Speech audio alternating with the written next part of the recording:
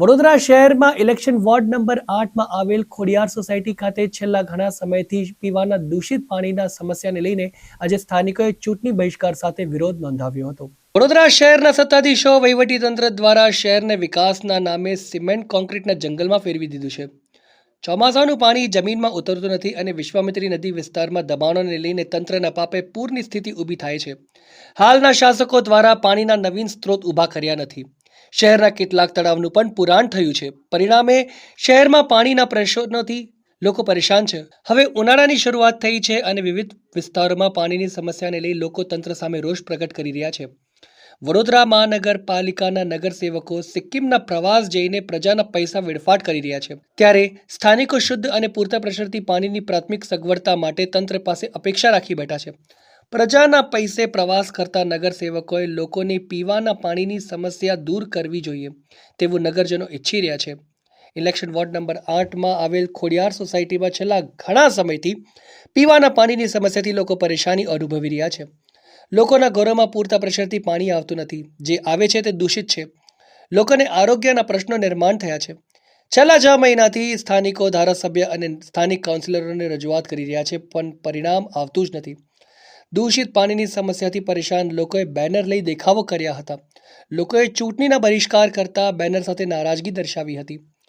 કાઉન્સિલરો અને ધારાસભ્યએ પાણીની સમસ્યાનું નિરાકરણ ન આવે ત્યાં સુધી વિસ્તારમાં પ્રવેશ કરવો નહીં તેવા બેનરો સાથે દેખાવ કર્યા હતા અને વહેલી તકે પાણીની સમસ્યાનું નિરાકરણ લેવાય તે સંદર્ભે આવેદનપત્ર આપ્યું હતું। અમે ખોડિયાર સોસાયટીમાં રહીએ છીએ અને મારું નામ રાધા શર્મા છે। મેં કેટલા 6 મહિનાથી કેટલા કમ્પ્લેનો કરી છે, પણ આ કમ્પ્લેનોને કોઈ સિરિયસલી લેતું જ નથી। આજે અમારા છોકરા માદા પડી ગયા છે, કોઈને પેટની સમસ્યા, કોઈને કંઈક ને કંઈક સમસ્યા થાય છે। અમારે આ બધો પૈસો દવાખાનામાં નાખવાનું। અમે આ કોર્પોરેટરને બસ એટલું જ કહેવા માંગે છે કે ભાઈ આનું કંઈક નિકાલ લાવો તો ભવિષ્યમાં આ છોકરાઓ થોડા સારા રહે। બસ અમારે તો એ જ કહેવું છે કે ભાઈ આ પાણીનો નિકાલ લાવો તો જ અહીંયા ચૂંટણીનો વોટ લેવા આવજો, નહીં તો ના આવતા। સમસ્યા 6 મહિનાથી છે, પણ 6 વર્ષથી ક્યારનું અમે કહીએ છીએ, પણ 6 મહિનાથી તો વધારે જ છે। અને આજે અમે કંટાળીને છેલ્લે બસ આવું જ કહીએ છીએ કે તમે આ નિકાલ ના લાવતો હોય તો અહીંયા વોટ લેવા।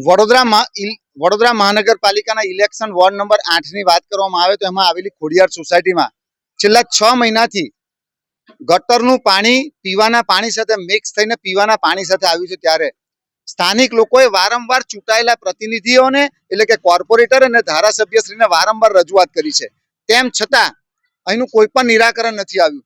અહીંયા જ્યારે વહીવટી પાંખને કહેવામાં આવે છે અધિકારીઓને, ત્યારે અધિકારીઓ પણ સાંભળતા નથી। ત્યારે આજે આ લોકોએ ચૂંટણીનો બહિષ્કાર કર્યો છે કે કોઈ પણ ચૂંટાયેલા કોર્પોરેટર અને ધારાસભ્યોએ પ્રવેશ કરવો નહીં।